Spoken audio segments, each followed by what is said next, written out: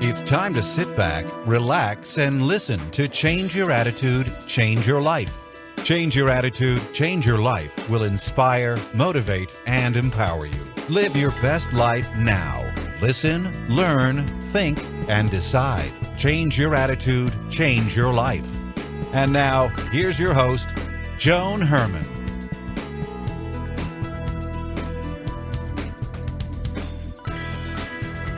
Welcome to Change Your Attitude, Change Your Life. I'm Joan Herman. Thanks for tuning in. Change Your Attitude, Change Your Life brings you interviews with some of the most inspirational and influential people in the world. It's our goal to educate and empower you so you can live your best life now. Thank you for taking time for yourself, and thank you for letting us be a part of your life. We have another great show for you today. What if you can learn how to be in love all the time? What if you knew how to break down your old emotional walls and heal the past? Most of us spend our lives longing for love, waiting for something to happen that gives us an experience of love. According to today's guest, Barbara DeAngelis, love isn't something we can actually get from anyone else. It comes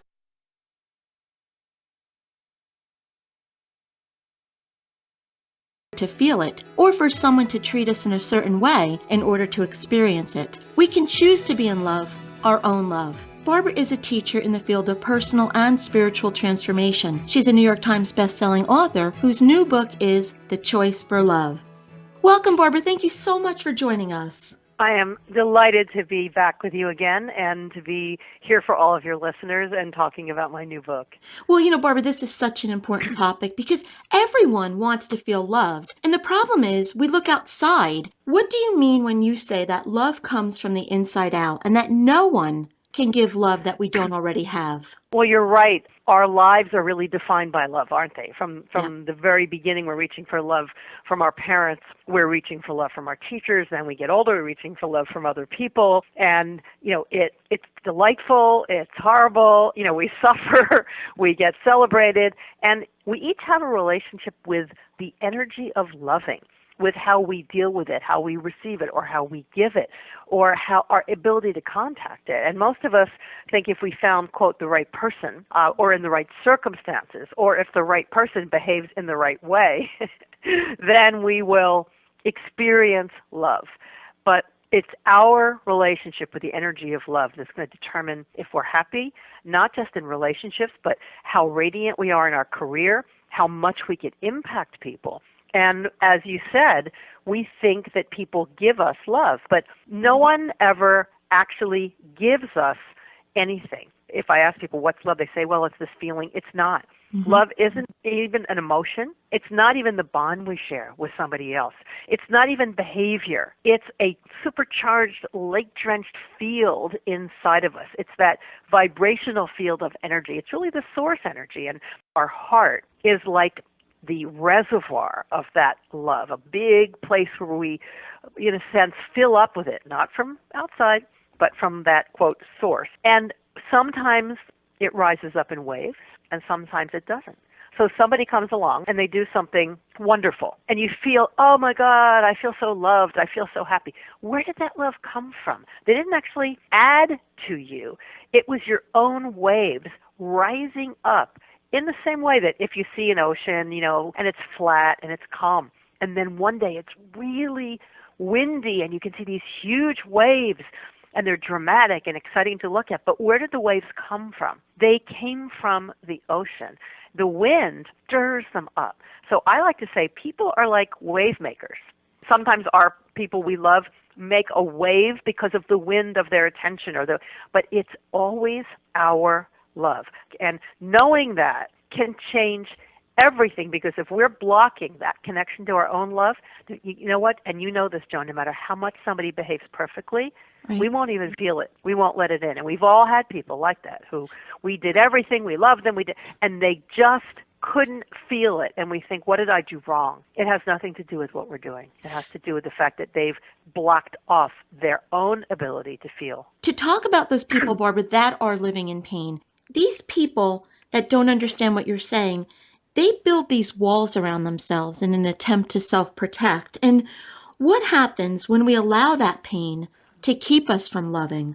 What can we do to tear down that wall? This is one of the most important things. All of us any of us listening, all of us have experienced heartache, loss, disappointment, challenge, and different kinds of heart issues in our life. And what we don't realize is a lot of us every day are unconsciously making the choice to not love, to not feel. And we wonder why we're not, happy, or why we're not feeling everything that we want. I always say, imagine that each of our unhealed emotions, our hurts, or our unresolved issues from our past becomes like a huge block of ice. We put up that wall because we don't want to get hurt. And again, we're not blocking anything anyone's giving us. We're actually freezing. Imagine freezing up the flow of that ocean so that instead of it being able to move and you feel it and it splashes, you freeze it up because you don't want to get hurt. Block by block by block, we create a wall. And we do things to freeze things up. Every time we say, I don't want to deal with this, I don't want to feel this, we don't heal things, we don't melt, in a sense, things, and the ice blocks multiply. And then not only can we not feel our own love, we can't even feel those waves from other people. We live with a lot of numbness, icy numbness, and that ice keeps us from feeling love and intimacy and connection. And we want to love, but we're stuck. And I have a saying, our protections become our prisons. And by the way, no matter how much you feel, you love someone, or you care for someone, or you've committed to somebody, if your heart has a lot of that frozen energy, it won't flow, and they won't feel it. And the other thing is, haven't we all been with somebody in our life where we were trying to, give them love, or imagine the warmth of our attention, if you want to use this analogy, but it's like we're throwing ourselves against a block of ice. We've all had that feeling. And it hurts when you throw yourself against ice. You can't get through. So what I describe doing in the Choice for Love is what I call the big melt.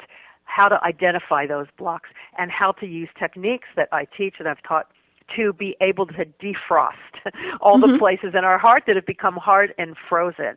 And defrosting things means that the shape of our issues and our patterns melt so that we kind of remember we used to do this, we don't do it as much anymore, and before you know it, we are feeling so much more love from ourselves, and we're feeling other people's, in a sense, their energy splashing with our energy. That's really what a relationship is. It's my love and your love dancing together. And, if you can't be in love, meaning your own love, I don't care how much somebody tries to love you, every day what's going to happen is, if they don't do everything perfectly, if the next day they're pulled away a little bit, then it's up, down, up, down. It's a roller coaster, which I know is a lot of what many of us experience. And it doesn't have to be that way. Barbara, for someone who's listening and says, okay, I get it, I need to make some change. You mentioned some love techniques. Can you share one or two, something to help someone get started with the process? Absolutely. The first thing to understand is that we're all making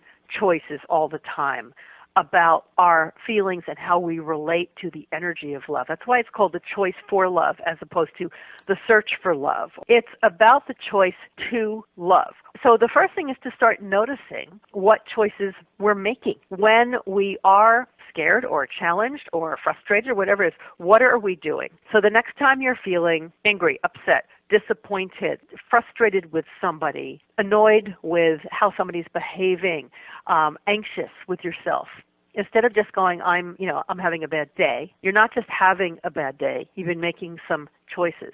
So first thing is to distinguish between two things.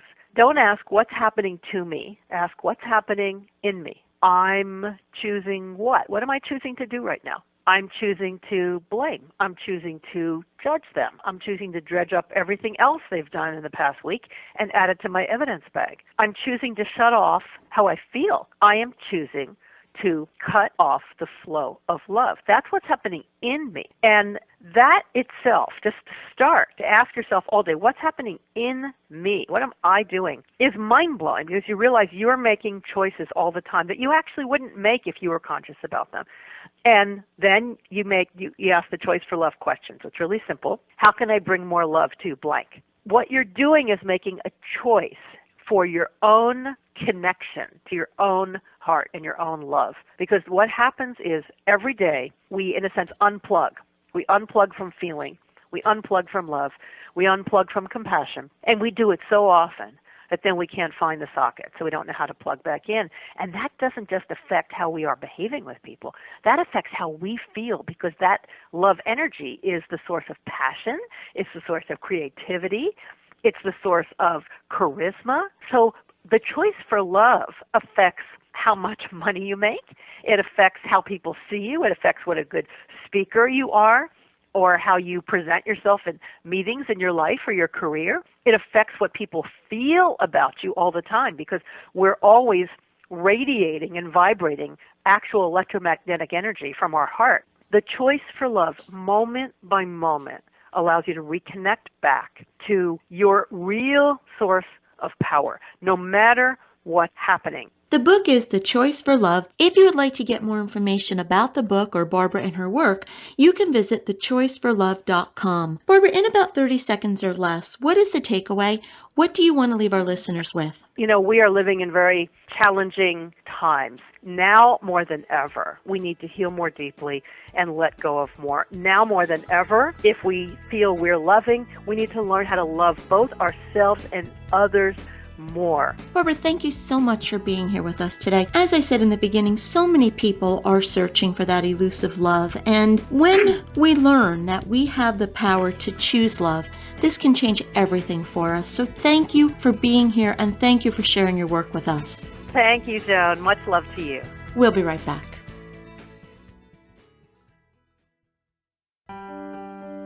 Hi, this is Joan Herman, host of Change Your Attitude, Change Your Life. Did you know that Change Your Attitude, Change Your Life has a free monthly digital magazine that can be read online or emailed to your inbox? Every month, nationally recognized leaders in their field provide information to educate, inspire, and motivate you. We believe in a holistic approach to life, incorporating mind, body, and spirit. Check out a copy of Change Your Attitude, Change Your Life 24/7. Visit CYACYL.com and be sure to tell your friends.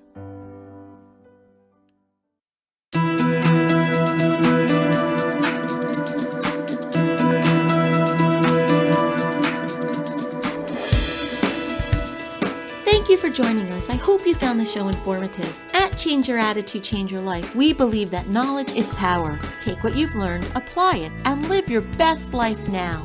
Remember that the information provided are the opinions of our guests and should never replace the advice of a professional who knows your personal situation. If you'd like more information, visit our website, CYACYL.com. While on the site, listen to past shows on demand, read our digital magazine, take part in the book club, check out our team, and be sure to follow the show on social media. Until next time, this is Joan Herman. Thanks for tuning in.